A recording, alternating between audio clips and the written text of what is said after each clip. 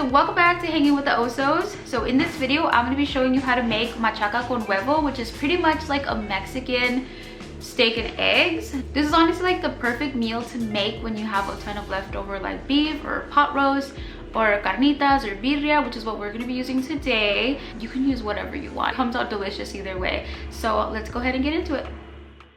For my ingredients, I'm going to be using 1 tomato, half an onion, 1 bell pepper.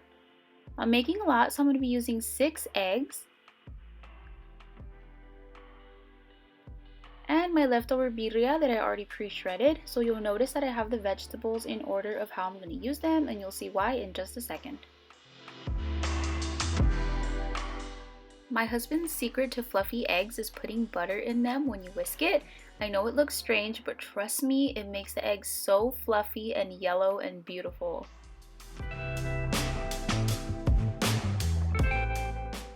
We're going to be working very quickly, so it's important that you have all of your ingredients prepped and ready to go, and then set yourself up a station. I already have my pan preheated, and it's important that you have it on high heat and you use a non-stick pan. So I'm going to start off by tossing in the tomatoes, and then I'm going to use chicken bouillon to season that. And then I put oil. Because the pan is so hot, I don't want it to splash up and burn me, so I put the oil after. I'm going to saute that for just a few seconds, and then I'll go ahead and throw in the onions and the peppers.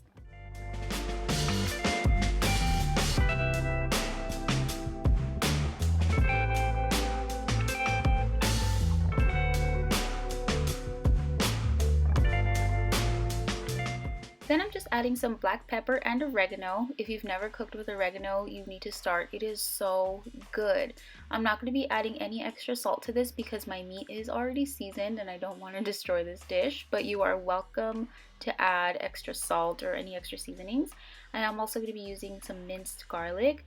I used to be so opposed to this stuff, and now it's like my holy grail. So then we're going to go ahead and add the beef. I'm just going to give that a good mix, and then I'm going to go one step further and add the juice of my birria just to give it a little bit more flavor. If you're not using birria, then obviously you can just skip this step.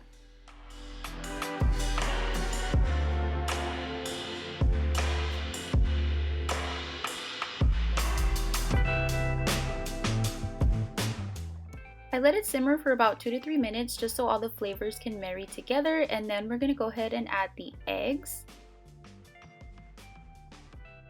Then I'm going to go around with my spatula and just kind of spread the meat around. It is very important that you don't mix this around and try to do like scrambled eggs, because this is more of like an omelet consistency. So then I'm going to go ahead and cover it and turn the heat down to medium low and let it sit for about 5 to 7 minutes. And once it's done, it should look nice and fluffy just like this. This is when your nonstick pan comes in handy. If your pan is not nonstick, this could just be a disaster. But I'm just going to kind of flip it to make sure the top side gets cooked, and then I'm going to cover it and cook it for about another minute or so.